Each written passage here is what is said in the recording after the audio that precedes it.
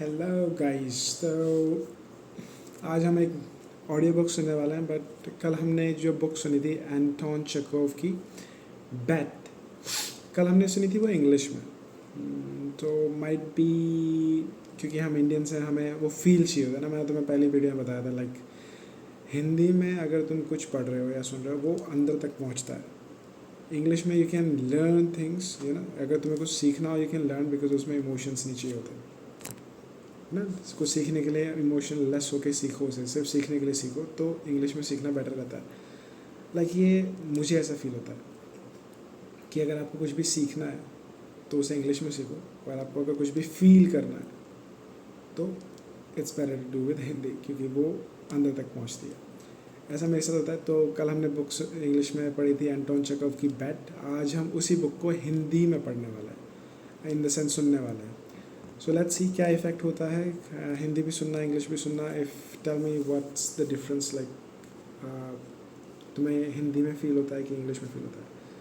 I know there both kind of people. जो English में शुरू से पढ़े हैं they will feel more, they will be able to relate more the English version, and जिन्होंने बचपन से हिंदी में पढ़ा है they will be able to relate in Hindi. But what about us who have been in the middle part, partly English, partly Hindi. So tell me how you're gonna feel about in English or Hindi, which is more marmik to you.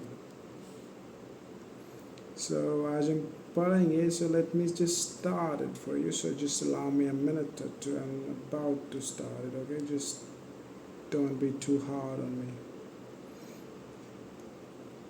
This is the bat, the bat by Anton Chekhov. The bat.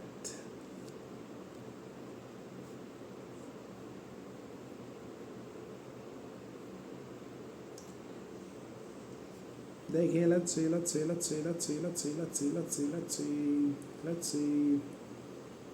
Oh my goodness, Hindi में available है। दोस्तों ये time चल रहा है self quarantine. We will.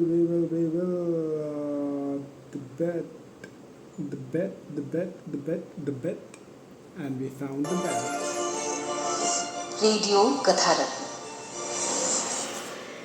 Radio Katharatna में आज आप सुनने जा रहे हैं एंटन चेकोव की लिखी कहानी द बेट का हिंदी रूपांतरण। द बेट 19वीं सदी में लिखी गई एक ऐसी कहानी है जो किसी भी काल में प्रासंगिक होगी। कहानी को स्वर दिया है रत्ना रॉय ने और इसका साउंड अरेंजमेंट संजय बोस ने किया है। इस कहानी का सुझाव हमारे नियमित श्रोता अनिरुद्ध ने दिया है। स्कूल के कोर्स बुक में पढ़ी हुई यह कहानी इतनी रोचक और प्रेरक है कि उन्हें अभी भी याद है। अगर आपको हमारी कहानियाँ अच्छी लगे तो हमारे YouTube चैनल रेडियो कथारत्न को लाइक, सब्सक्राइब और कमेंट ज़रूर करें। तो आइए सुनते हैं एंटन चेकोव की अमर कहानी द बेट। शरद की उस गहन अंधेरी रात में एक वृद्ध साहूकार महाजन अपने अध्ययन कक्ष में चहलकदमी कर रहा था। उसे याद आ रही थी 15 वर्ष पहले की शरद पूर्णिमा की वह रात जब उसने एक दावत दी थी। उस दावत में कई विद्वान व्यक्ति आए हुए थे और बड़ी रोचक बातचीत चल रही थी। अन्य विषयों के बीच बात मृत्यु दंड पर आ गई। मेहमानों में कई विद्वान व्यक्ति और पत्रकार भी थे जो मृत्यु दंड के विरोध में थे और मानते थे कि यह प्रथा समाप्त हो जानी चाहिए, क्योंकि यह सभ्य समाज के लिए अशोभनीय और अनैतिक है। उनमें से कुछ लोगों का कहना था कि मृत्यु दंड के स्थान पर आजीवन कारावास की सजा ही पर्याप्त होनी चाहिए। गृह स्वामी ने कहा, मैं इससे असहमत हूँ। वैसे न तो मुझे मृत्यु दंड का अनुभव है और न ही आजीवन कैद के बारे में ही कुछ जानता, पर मेरे विचार में मृत्यु दंड आजीवन कारावास से अधिक नैतिक तथा मानवीय है। फांसी से तो अभियुक्त की तत्काल मृत्यु हो जाती है, पर आजीवन कारावास तो धीरे धीरे मृत्यु तक ले जाता है। अब बताइए, किसको अधिक दयालु और मानवीय कहा जाएगा, जो कुछ ही पलों में जीवन को समाप्त कर दे, या धीरे धीरे तरसा तरसा कर मारे? एक अतिथि बोला, दोनों ही अनैतिक हैं, क्योंकि ध्येय तो दोनों का ही एक है, जीवन को समाप्त कर देना। और सरकार, परमेश्वर तो है नहीं, उसको यह अधिकार नहीं होना चाहिए कि जिसे वह ले तो ले पर वापस न कर सके। वहीं उन अतिथियों में एक 25 वर्षीय युवा वकील भी था। उसकी राय पूछे जाने पर वह कहने लगा, मृत्यु दंड हो या आजीवन कारावास, दोनों ही अनैतिक है। लेकिन यदि मुझे दोनों में से एक को चुनने का अवसर मिले तो मैं तो आजन्म कारावास को ही चाहूंगा। न जीने से तो किसी तरह का जीवन हो, उसे ही बेहतर समझूंगा। इस पर काफी जोशीली बहस छिड़ गई। वह साहूकार महाजन, जो कि गृह स्वामी था और उस समय जवान था और अत्यंत ही अधीर प्रकृति का था, एकदम से क्रोधित हो गया।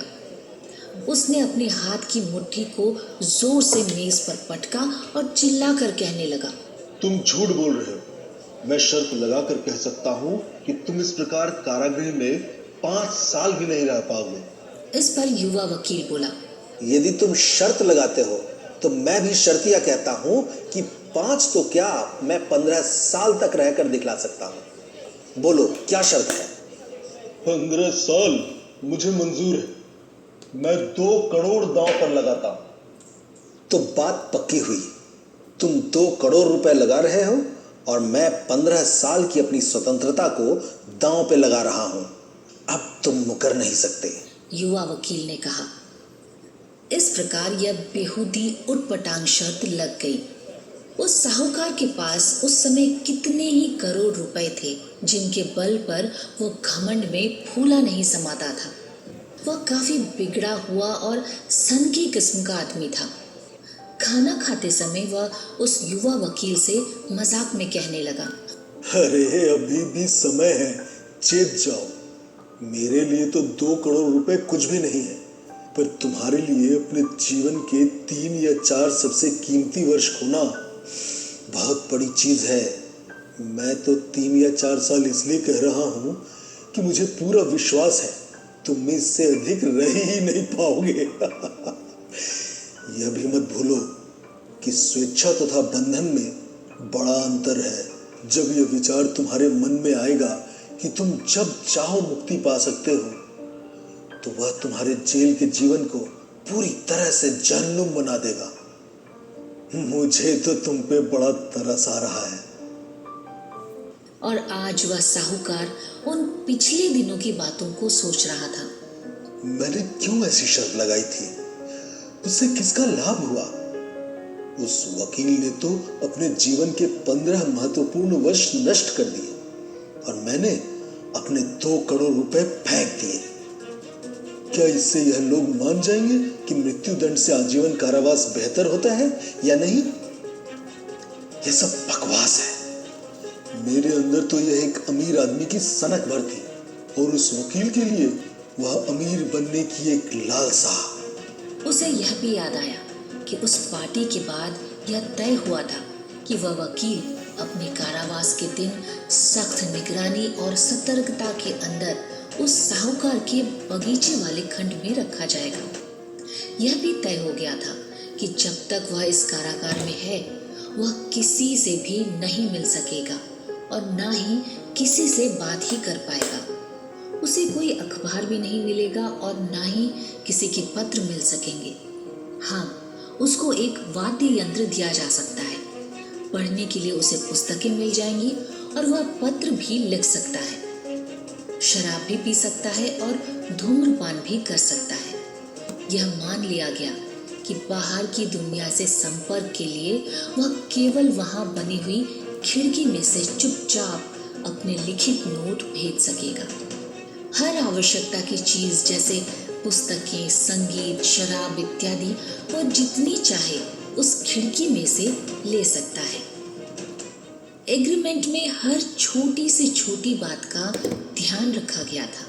इस कारण वह कारावास एकदम काल कोठरी के समान हो गई थी और उसमें उस वकील को 14 नवंबर 1870 की रात 12 बजे से 14 नवंबर 1885 की रात को 12 बजे तक पूरे 15 साल रहना था। उसमें किसी भी प्रकार की खामी होने से, चाहे वो 2 मिनट की भी क्यों ना हो, साहूकार 2 करोड़ रुपए देने के दायित्व से मुक्त कर दिया जाएगा।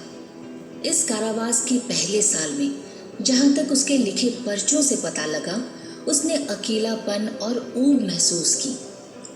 रात दिन उसके कक्ष से पियानो की आवाजें आती थी। उसने शराब तथा तंबाकू त्याग दिए और लिखा कि ये वस्तुएं उसकी वासनाओं को जागृत करती हैं, और ये इच्छाएं तथा वासनाएं ही तो एक बंदी की मुख्य शत्रु हैं। अकेले बढ़िया शराब पीने में भी कोई मजा नहीं। सिगरेट से कमरे में धुआं फैल जाता है और वहां का वातावरण दूषित हो जाता है। पहले वर्ष में उसने हल्की फुल्की किताबें पढ़ी, जिनमें अधिकतर सुखांतक, कामोत्तेजक, अपराध संबंधी या इसी तरह के उपन्यास थे। दूसरे वर्ष में पियानो बजना बंद हो गया और बंदी ने अधिकतर उत्कृष्ट तथा शास्त्रीय साहित्य में रुचि ली। 5वें वर्ष में फिर संगीत सुना जाने लगा तथा शराब की भी मांग आई। खिड़की में से झांक कर देखा गया कि वह अधिकतर खाने पीने तथा सोने में ही अपना समय बिताता रहा। अक्सर वह जम्भाइयाँ लेते हुए देखा गया और कभी कभी अपने आप से गुस्से में बोलता रहता। पढ़ना भी उसका बहुत कम हो गया था। कभी कभी रात्रि में लिखने बैठ जाता और बहुत देर तक लिखता रहता। फिर सुबह वह सब कुछ लिखा हुआ फाड़ कर फेंक देता। कई बार उसको रोते हुए भी देखा गया था। और 6ठे साल के अंत में उसने भाषा, साहित्य, दर्शन शास्त्र तथा इतिहास में रुचि लेना आरंभ कर दिया। वह बड़ी तेजी से पढ़ता रहा और यहाँ तक कि साहूकार को उसकी पुस्तकों की मांग को पूरा करना कठिन हो गया। 4 वर्षों में उसकी मांग पर कम से कम 600 पुस्तकें मंगाई गई। इसी मांग के दौरान उसने साहूकार को लिखा, मेरे प्रिय जेलर, मैं यह पत्र 6 भाषाओं में लिख रहा हूँ। इसको विविध विशेषज्ञों से दिखलाकर उनकी राय लीजिए, और यदि इनमें एक भी गलती ना हो तो अपने उद्यान में बंदूक चला दीजिएगा, जिससे मुझे यह ज्ञात हो जाए कि मेरी मेहनत बेकार नहीं गई। विभिन्न देशों और कालों के प्रतिभाशाली जिज्ञासु अपनी अपनी भावनाओं को विभिन्न भाषाओं में लिख गए हैं, पर उन सब में वही ज्योति जगमगाती है। काश आप मेरे इस दिव्य आनंद को, जैसा कि मुझे इस समय मिल रहा है, समझ सके। कैदी की इच्छा पूरी की गई और साहूकार के आदेश पर उसके उद्यान में 2 गोलियां दागी गई। 10 साल के बाद वह बंदी अपनी मेज के सामने जड़ अवस्था में बैठा बैठा केवल बाइबल के न्यू टेस्टामेंट पढ़ता रहा। साहूकार को यह बड़ा अजीब लगा कि जब उसने 4 सालों में 600 पांडित्यपूर्ण पुस्तकों को पढ़कर उन पर पूरी तरह कुशलता प्राप्त कर ली थी, तो कैसे वह पूरी 1 साल तक न्यू टेस्टामेंट ही पढ़ता रहा, जो कि छोटी सी पुस्तक है। उसमें उसने ऐसा क्या देखा? न्यू टेस्टामेंट के बाद उसने धर्मों का इतिहास और ब्रह्म विद्या पढ़ना शुरू किया। अपने कारावास के अंतिम 2 सालों में उसने असाधारण रूप से जो कुछ भी उसकी समझ में आया अंधाधुंध पढ़ा। पहले तो उसने प्राकृतिक विज्ञान में ध्यान लगाया, उसके बाद बायरन तथा शेक्सपियर को पढ़ा। फिर उसके पास से रसायन शास्त्र और चिकित्सा शास्त्र की मांग आई। एक उपन्यास और फिलॉसफी तथा थियोलॉजी पर विवेचना भी उसकी मांगों में थी। ऐसा लग रहा था जैसे वो किसी सागर में बहता जा रहा है और उसकी चारों ओर किसी भग्नावशेष के टुकड़े बिखरे पड़े हैं और उनको वह अपने जीवन की रक्षा के लिए एक के बाद एक चुनता जा रहा है। साहूकार यह सब याद करता जा रहा था और सोच रहा था, कल वह दिन भी आ रहा है जब इकरारनामे के मुताबिक कैदी को उसकी मुक्ति मिल जाएगी और मुझे 2 करोड़ रुपए देने पड़ जाएंगे। और अगर मुझको यह सब देना पड़ेगा तो मैं तो कंगाल हो जाऊंगा। 15 वर्ष पहले जब यह शर्त लगाई गई थी तब तो इस साहूकार के पास बेहिसाब दौलत थी, पर वह सब धन तो उसने सट्टे और जुए में गंवा दिया, जिस लत को वह छोड़ ही नहीं सका, और उसका सारा कारोबार नष्ट हो गया है। अपने धन के मद में वह चूर घमंडी साहूकार अब साधारण श्रेणी में आ चुका है, जो कि छोटे से छोटे घाटे को भी बर्दाश्त नहीं कर सकता और घबरा जाता है। अपने सर को पकड़कर वह सोचने लगा, मैंने क्या बेवकूफी की थी उस समय, और वह बेवकूफ वकील जेल में मरा भी तो नहीं। वह तो केवल 40 वर्ष का ही है, और अब वह मुझसे पाई पाई निकलवा लेगा और मेरे उस धन पर ऐश करेगा, शादी करके मजे लूटे और सट्टा खेलेगा। मैं उसके सामने भिखारी बनकर उसके ताने सुनता रहूंगा कि मुझे तो सब सुख तुमने ही दिया है और उसके लिए मैं तुम्हारा आभारी हूँ। मैं तुम्हारी क्या मदद कर सकता हूँ? नहीं, इसको मैं कैसे सहूंगा? इस जिल्लत से छुटकारा पाने के लिए कैदी को मरना ही होगा।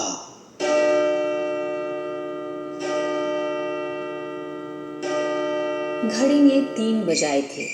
साहूकार जागा हुआ सुन रहा था। बाकी घर के सब लोग सो रहे थे।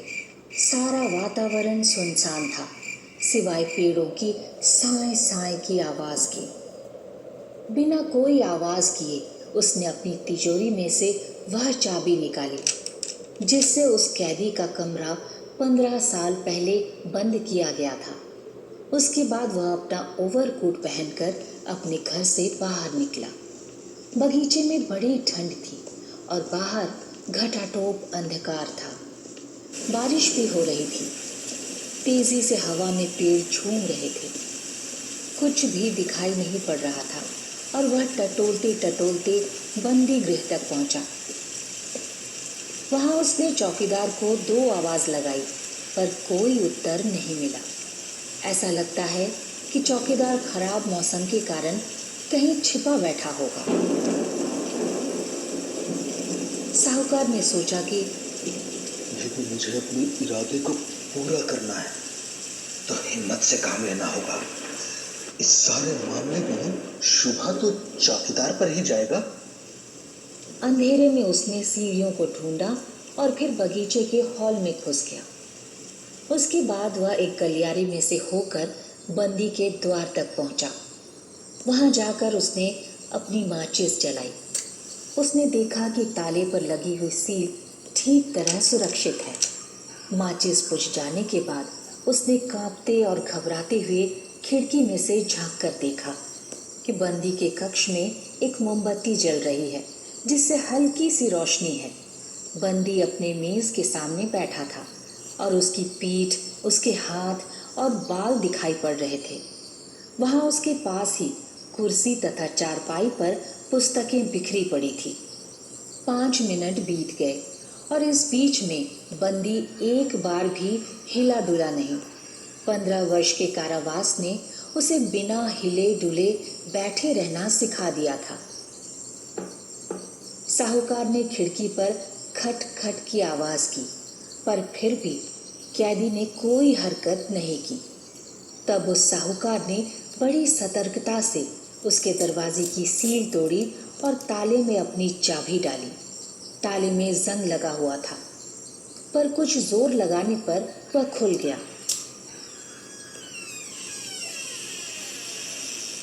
साहूकार सोच रहा था कि इसके बाद तो वह बंदी चौंक कर उठेगा, पर सब कुछ वैसा ही शांत रहा। तब कुछ देर रुककर वह कमरे में घुसा। उसने देखा कि कुर्सी पर मेज के सामने जो मानवाकृति बैठी है वह केवल एक ढांचा मात्र ही है जो खाल से ढकी हुई है। उसके बाल औरतों जैसे लंबे हैं और मुख पर लंबी दाढ़ी है। उसके हाथ जिनसे वह अपने सर को सहारा दिए बैठा है कंकाल की तरह है, जिसे देखकर भी डर लगता है। सारे बाल चांदी की तरह सफेद हो चुके हैं। उसे देखकर किसी को विश्वास ही नहीं हो सकता था कि वह केवल 40 वर्ष का है। उसके सामने मेज पर एक कागज पड़ा हुआ था जिस पर कुछ लिखा हुआ भी था। साहूकार सोचने लगा।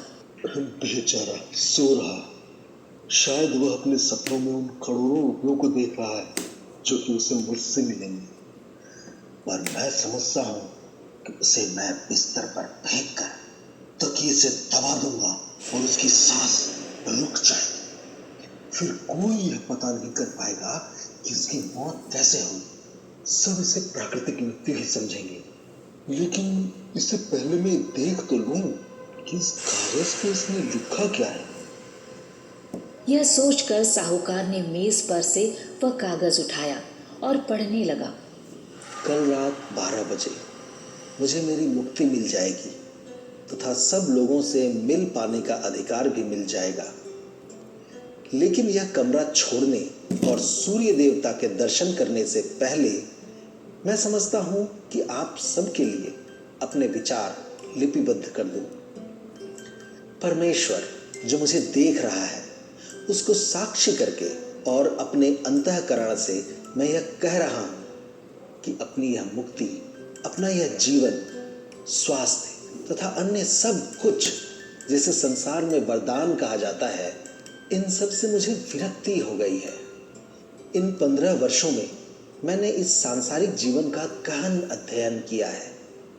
यह तो सत्य है कि इस अवधि में मैंने पृथ्वी या उस पर रहने वालों को तो नहीं देखा, पर उनकी लिखी पुस्तकों से मैंने सुगंधित सुरा का पान किया है, मधुर संगीत का स्वाद लिया है, जंगलों में हिरणों तथा जंगली जानवरों का शिकार किया है, रमणियों से प्यार किया है, ऐसी रमणियां जो अलौकिक बादलों में कवियों की कल्पनाओं में रहती हैं।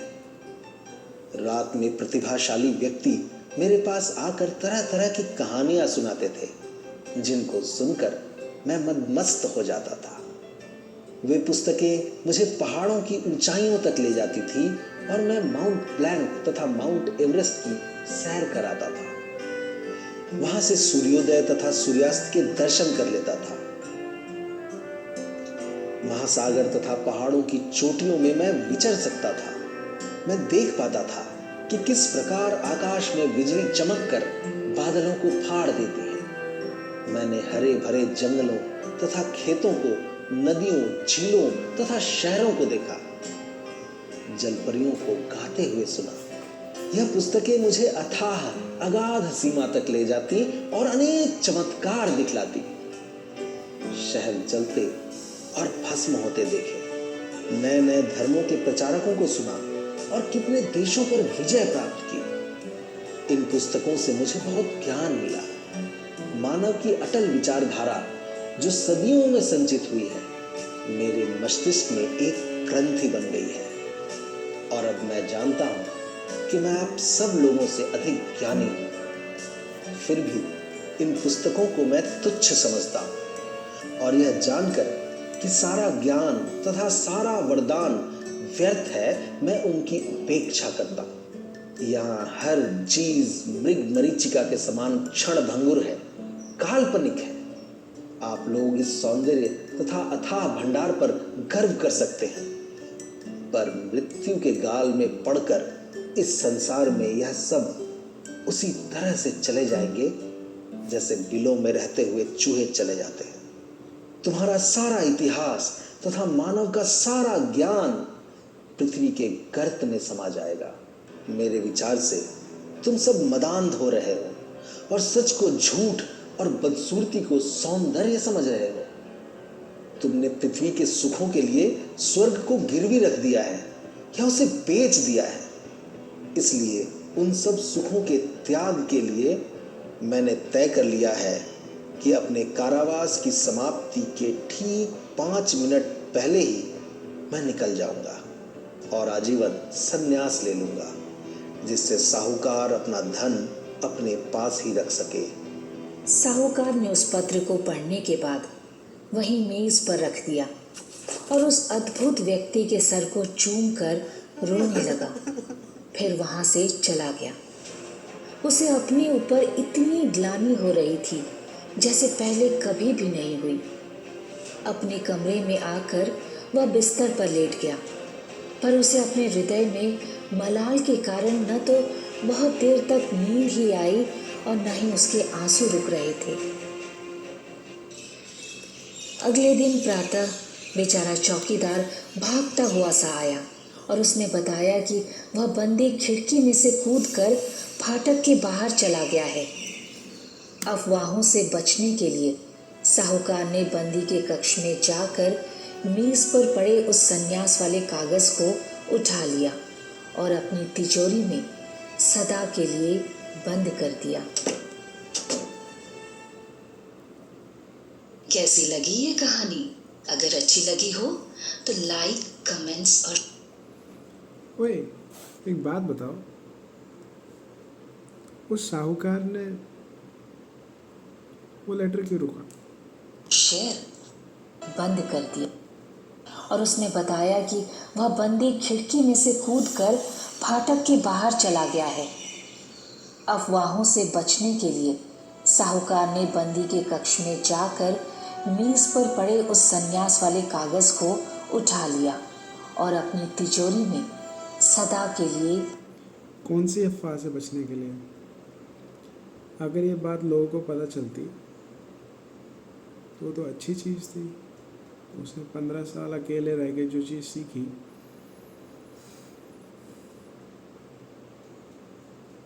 वो सबको पता चलती। कौन सी अफवाह से बच रहा था? गॉड डैम इट, बट समझ गया ना, लाइक जैसा कि हमारे एंसेस्टर्स कहते हैं, अकेलापन, it teaches you something, you know, you need to learn to be happy when you're with yourself, you know. You need to be in love with yourself. You don't need anybody, just love everybody. So that's the gist of it. हिला डाला ना हिंदी वाली भाई, हिंदी वाली छूती है, English वाले ने इतना गहरा नहीं छुआ था जितना हिंदी ने छुआ. So Hindi touches your heart. So see you again tomorrow, maybe next day. We will hear something else, maybe in English, maybe in Hindi, both. We'll try our best, but it was an awesome book. It teaches you so much, you know, it teaches you so much. Like, I can't even tell you, like, I live by these thoughts.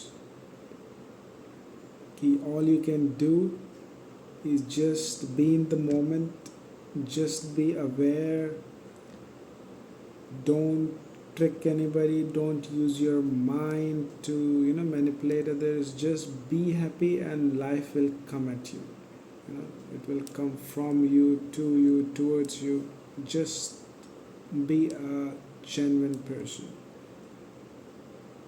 you know, then it's a secret to be happy. If you want to earn money, if you want to earn too much money, that's your. But if you want to be happy, this is the path. Just stay happy or stay in love with yourself. You will be happy forever, bro. Like me. So see you again in next day, next book. See you later. Bye bye. Ram Ram. Bye Sarana.